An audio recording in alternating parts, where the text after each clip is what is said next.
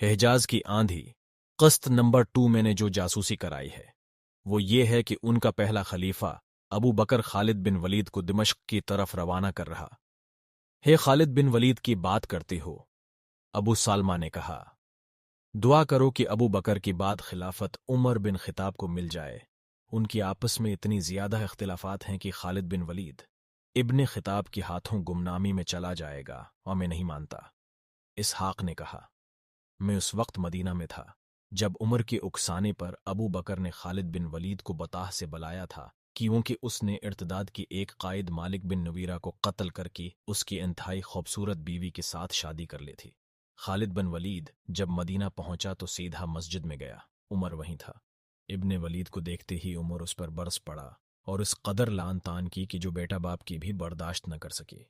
लेकिन खालिद ने बर्दाश्त से काम लिया क्योंकि उमर उससे बड़ा था और इब्ने वलीद इस्लाम की तालीमात का पाबंद था।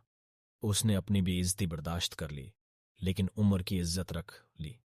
इस कौम में ये जो खूबी पैदा हो गई है इसे ख़त्म करना महाल नज़र आता ही या कि तुम कोई आसान काम करना चाहते हो?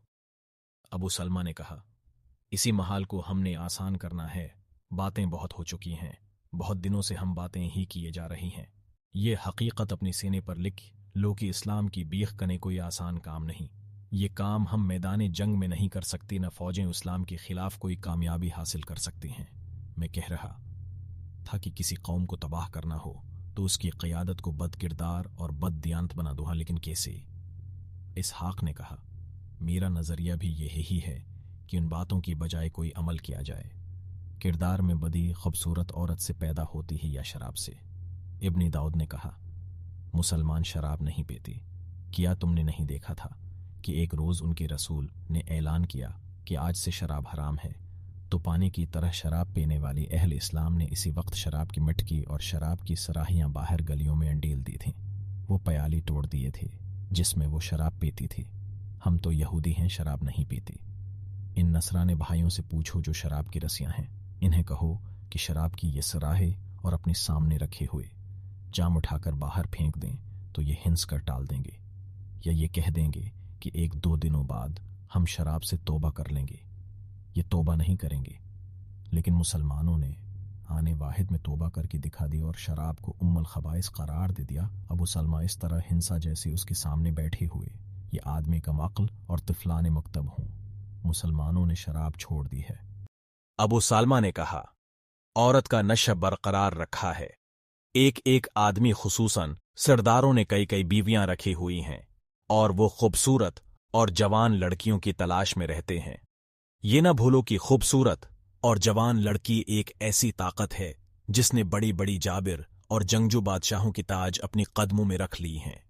हम मर्द की उस कमजोरी को इस्तेमाल करेंगे और ये भी दिमाग में बिठा लो कि जो लज़्ज़त बदी में होती है वो नेकी में नहीं होती। मुसलमान अपने रसूल वो की इस वादी पर नेक और पाक हो गई हैं कि अगली जहान उन्हें जन्नत में दाखिल किया जाएगा, जहां हुस्न व जमाल वाली हूरें मिलेंगी और शहद से मीठी शराब मिलेगी। हम इन लोगों को दुनिया में जन्नत दिखा देंगी। बात आपकी है, दुरुस्त मालूम होते है। एक और नसरानी ने कहा, लेकिन मुसलमानों पर जंग व जदल का जुनून तारी हो चुका है। यूं पथ चलता है कि जैसे उनका किसी और तरफ ध्यान ही ना हो। करना है तो यूं करें कि यहूदियों और नसरानियों को तैयार करें कि वो ज़ाहिरी तौर पर इस्लाम कबूल करके उनकी फ़ौज में शामिल हो जाएं और मैदान जंग में उन्हें धोखा दें और उनकी शिकस्त का बायस बने। लेकिन मुझे ये काम कुछ आसान नज़र नहीं आता, क्योंकि इन मुसलमानों में सिर्फ जोश जहाद और शौक़ शहादत है नहीं, बल्कि उन पर जहाद का जुनून तारी है। मैदान जंग में अगर उनका आधी से ज़्यादा लिश्कर मारा जाए तो बाकी लिश्कर भागता नहीं बल्कि पहले से दगनी ताकत इस्तेमाल करके अपने मरे हुए आधी लिश्कर की कमी पूरी कर देता है। Subscribe now and press the bell icon. Never miss an update.